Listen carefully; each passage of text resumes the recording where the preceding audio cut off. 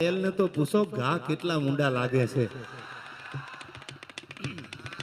હવે લગ્ન નો છે શું ખબર પીઠી કેવી રીતે સોળાય એમ આ બધા હું તમને વાતો કરું છું જે ઘાયલ બન્યા હું ઈ ઘાયલ ની વાત કરું છું.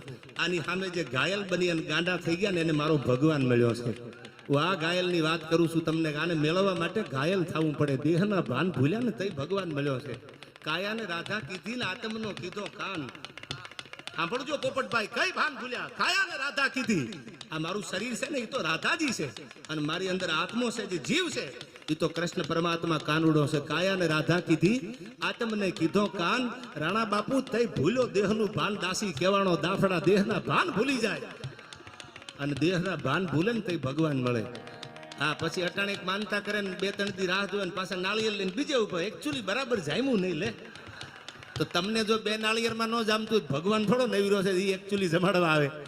એ તો વિશ્વાસ મૂકી દીધા હોય દેવંગી જેમ અને ભરોહા મૂકીને રાણા બાપુ હું જોઉં છું. ગોપાલને કહેતો ઘણી વાર હું ગોપાલને ડાયરામાં કીધું મેં કીધું આપણે કોઈ પણ સાધુ સંતોને જોતા હોય રાણા બાપુથી માંડીને કોઈ સાધુ સંતો લઈ લો એના ભગવા કપડાનો રંગ એક જ હોય છે.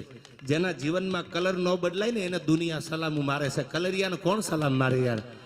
હાલતા રંગ બદલાવી નાખે જેના કલર નથી બદલાણા. આપણી ધરોહર આપણા સંતો જ્યાં જ્યાં આપણી દેહાણ જગ્યામાં આજ પણ તમે મીટ માંડો એક જ કપડામાં તમને જોવા મળે. શું કામ? જેને નક્કી કરી લીધું છે, ધણી ધારી લીધો છે. એવા તોરણિયાના પાદરમાં જ્યારે આપણો ધણી બેઠો છે એના આશીર્વાદ લેવા આવ્યા છે. ત્યારે કેવો રોડો 8 મહિનો છે.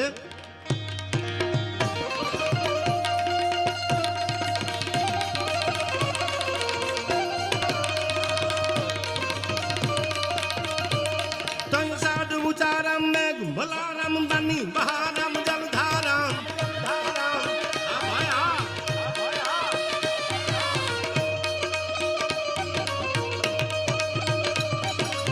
એ આ મારા રાણા બાપુનું નકળંગ ધામ આયા. મને આનંદ થાય. આમ તમે હરિદ્વારમાં જાવ ને તોય મૂંઝાવાની જરૂર નથી. ન્યાય રાણા બાપુએ આપણા માટે એક સરસ મજાની સુવિધા કરી છે. હરિદ્વારમાં પણ નકળંગ ધામ આશ્રમ છે.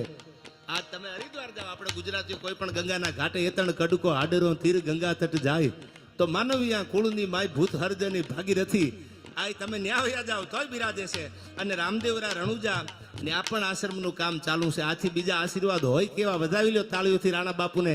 આપણા માટે કેવડી અને મહેનત કરી અને જબરજસ્ત સુવિધાઓ જ્યાં જ્યાં પગ મૂકો દર્શન કરવા માટે ને આપણા માટે વ્યવસ્થા જેને કરી છે. ત્યારે કેવો 8 મહિનો છે.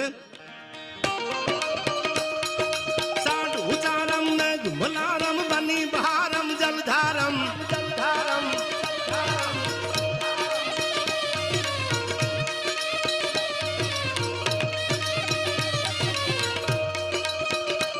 એતા દૂર ડકારમ મયુર પુકારમ તણિતા તારમ વિસ્તારમ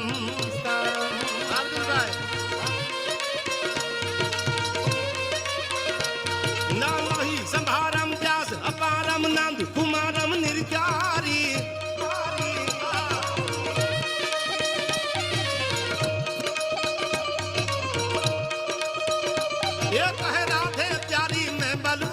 ગોકુળ જાવો ગિરધારી મારા ગોકુળ આવો ગિરધારી જય જય દ્વારકાધીશ. આ બજરંગપુરા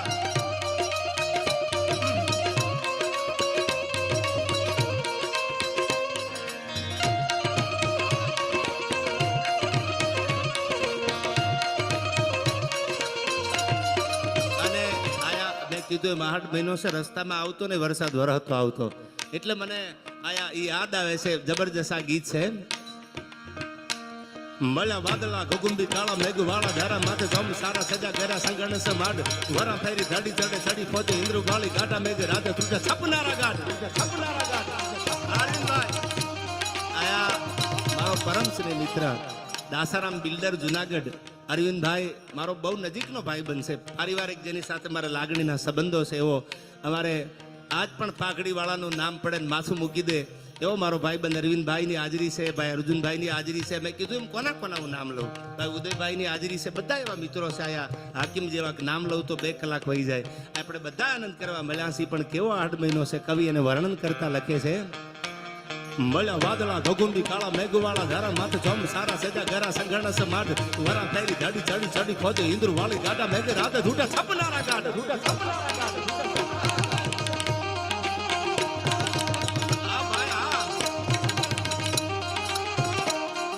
વીજળી મસાલો વાળી જલાલી આકાશ વેગ ધારી રંગ લીલા પીળા તો